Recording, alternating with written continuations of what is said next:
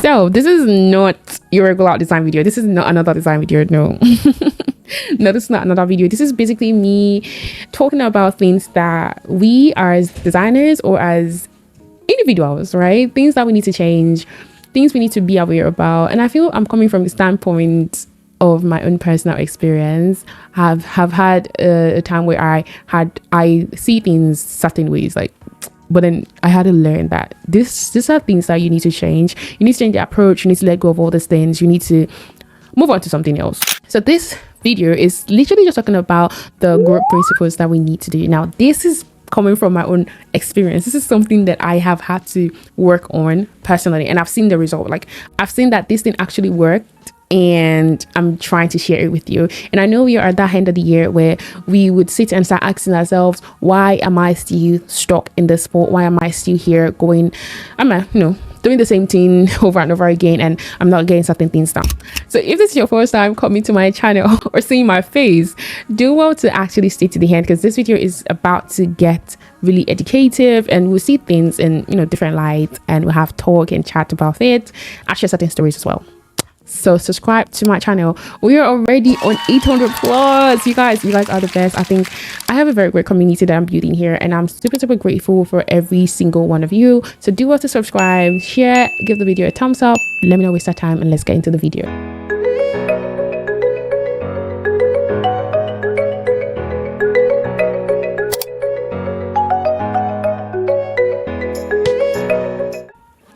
So the way they'll say that one of the biggest problems that you have is yourself, and then we look at them and like, bro, I've tried, right? Calm down, okay? The things that I'll be listing in this video there are more of things that I personally had to come to realization of. Like, it was until I actually understand these things and I consciously work on them. Yes, emphasis on consciously, because sometimes we learn, we listen to certain things and we just don't take actions, or we don't take steps. It was until I consciously take action on them that I actually see real growth happen, and my perspective to certain things change. So I'll be going straight into the point, and I just want you to know that there are no fixed rules. However, in this video I'll be listing 5 major key things that I had to work on, I had to work rigorously on. And then you can also go back after watching this video and also ask yourself these questions. Ask yourself, evaluate yourself, just think about it.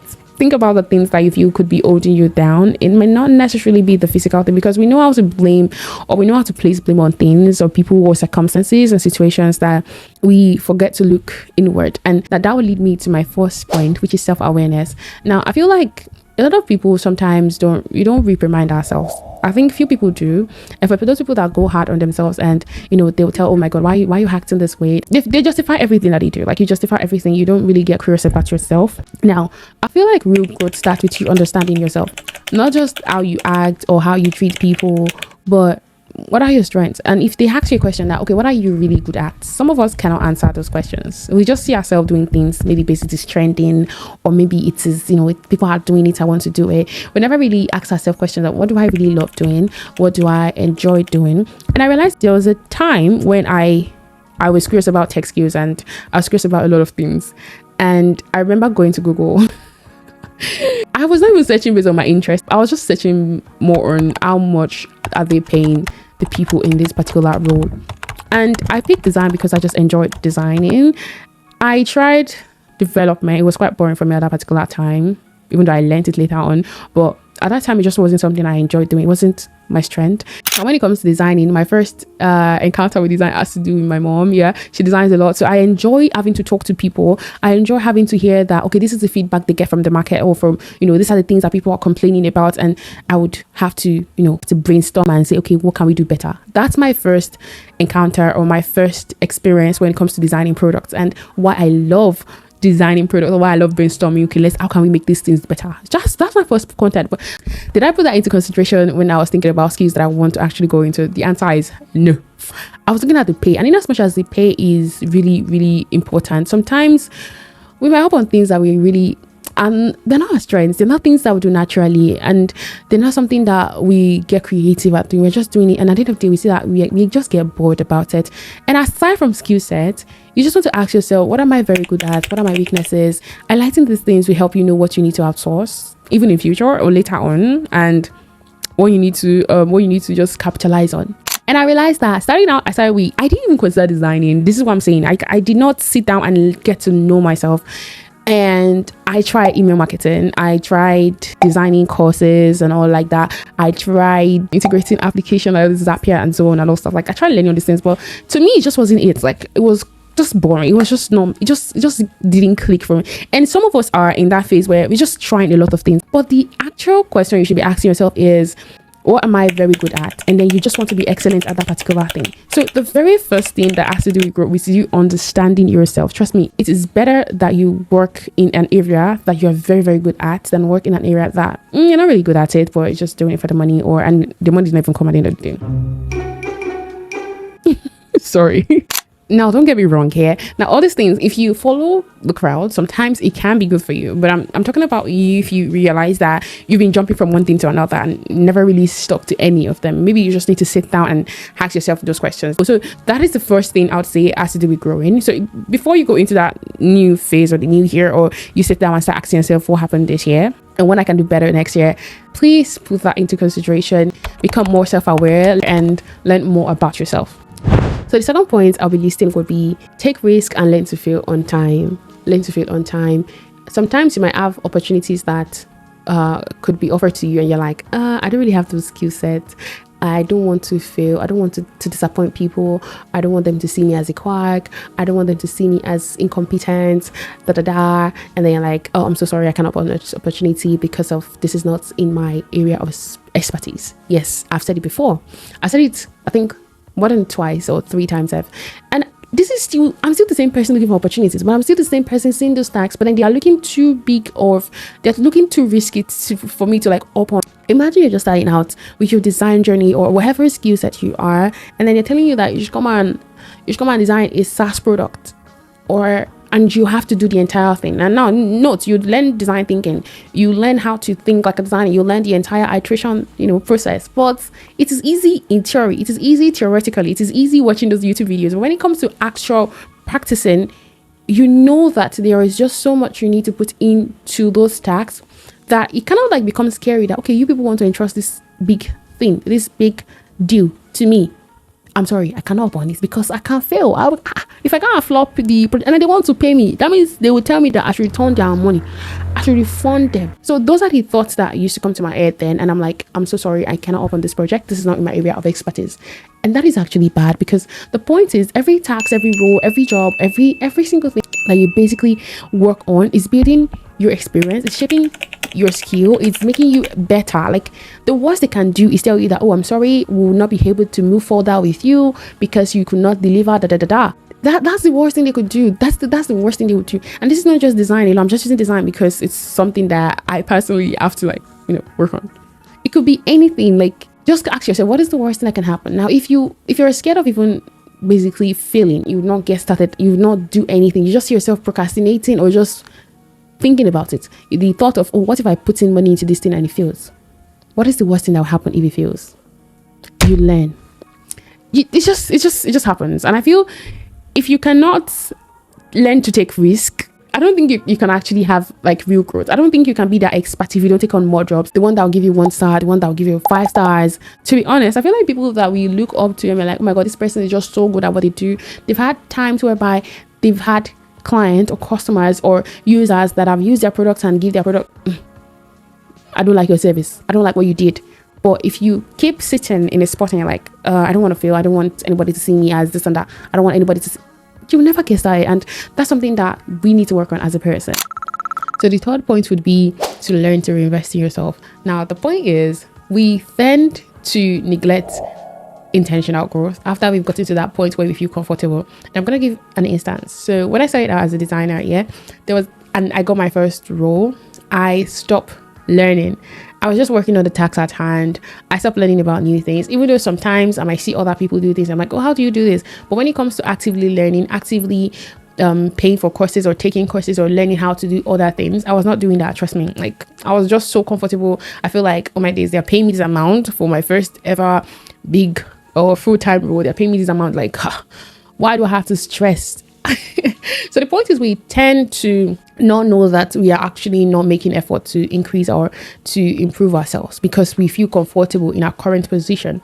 And that is a trap. Like invest in yourself. Invest in yourself as the biggest ROI. Okay, like it's always with you. You're not diminishing, you're not depreciating either. So you want to ensure you're investing in your skill set. You want to pay for courses that can actually make you more valuable. I think I remember paying for a course that it was quite costly then when I paid for it. But I paid for it because I know that the certification is recognized, and I also can tag it to my social platform or my portfolio, and people know that, okay, you actually paid and you took lessons from people that, you know, they actually know the real deal. So you want to pay for courses like that, especially if you know that you have access to money that can afford those courses. There's not a time for you to feel so comfortable and like, you know what, I've arrived. I don't need to, I don't need to learn more. I mean, I'm doing pretty much well.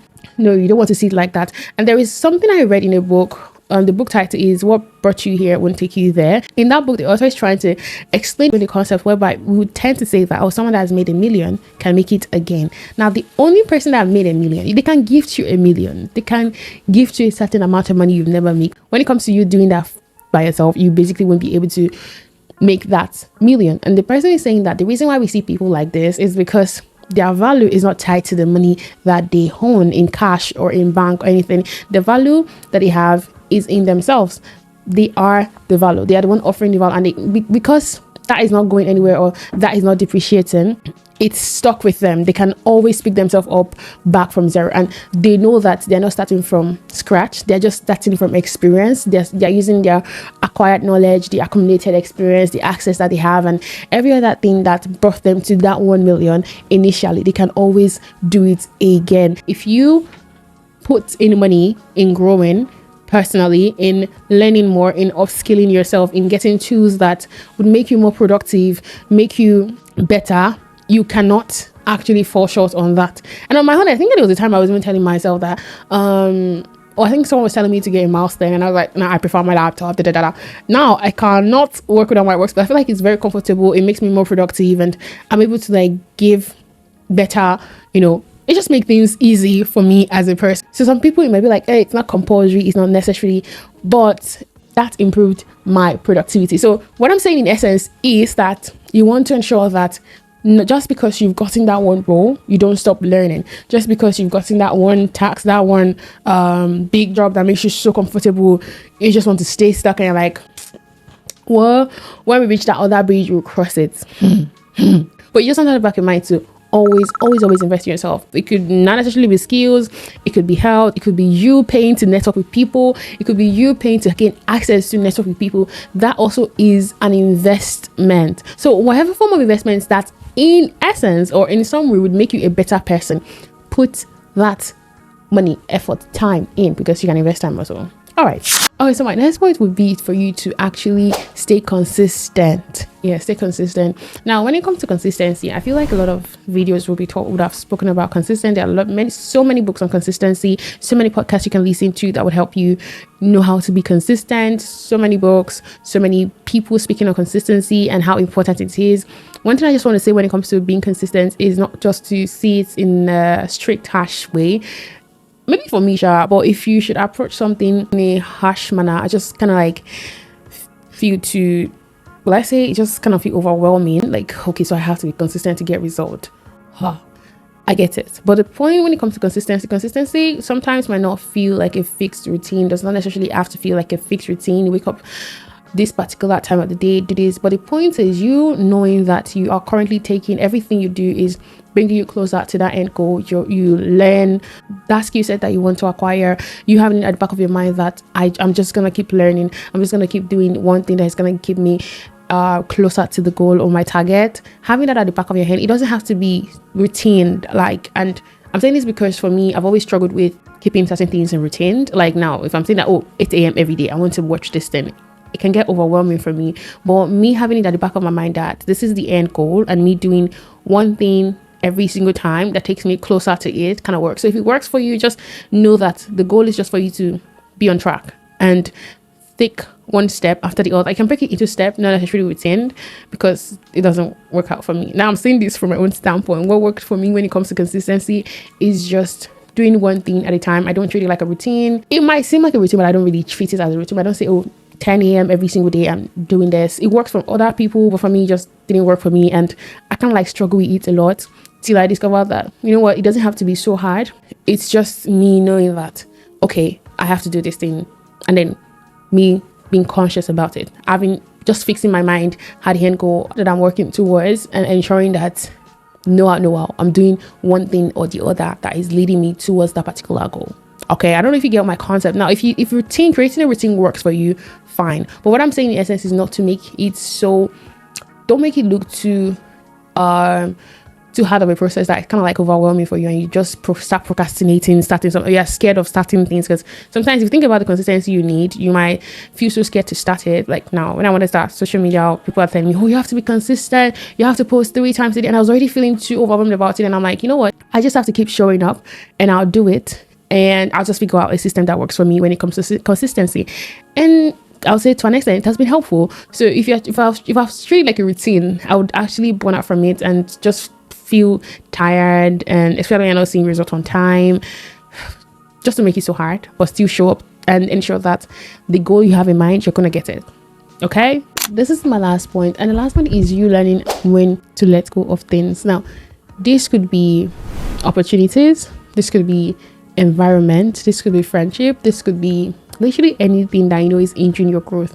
I remember few years when I was in a space that was quite toxic, and it wasn't growth driven, it was not aligning with my values, and I needed to leave, and I didn't. It affected me, like it affected everything. It affected my work, affected every single thing that I was basically doing that time. And for me to let go, it was difficult because I was scared of what if I leave this space and then I go broke, or what if I leave this space and then I don't know how I'm gonna go about it, because to be honest, that space and that community then give a sense of hope, whereby they feel like if you just keep doing what you're doing, you would get results. Now, some people do get results, but for me, it was getting too toxic, and it was just not what aligned with my values, and I needed to leave, but I couldn't leave because I was just scared of the unknown. And it happens a lot to most of us, whereby we might be in an opportunity that we do know that we need to leave. It's a high time we left that space, or we left that job, and we're just still holding on because we are scared of so many things. What I want to say now is you want to learn to let go, leave that environment. If that opportunity is hindering your growth, leave it. Now, I'm not saying that you should not leave, you should leave without plan. No, I'm saying that you should leave because you know that at the end of the day, you are basically pursuing your own growth. Basically, these things are hindering you from getting access to other things. These things is not contributing to your growth. This friendship, they don't have the same mindsets that you do have. They don't see things the way you see things. It's just you need to learn how to let go of those things that no longer serve you. They're not. Because trust me, you get stuck. And I think one thing that gave me clarity, it wasn't even from a book, or it was at that particular point when I said I was in an environment that was quite toxic. I had a call with someone I was working with then. Now, this person didn't even know I was currently in a phase where I was trying to decide if I need to let go of this thing, or just stay there, or just endure, or just keep hoping and all, because after this is giving me a sense of hope. And if I leave, I don't know what's going to happen. And this person, I think it was on my birthday. I really wasn't even happy that day. I was just there because I was feeling drained. Like I was feeling drained, that it affected me health-wise. And I still didn't want to let go. Jesus Christ, what was I thinking?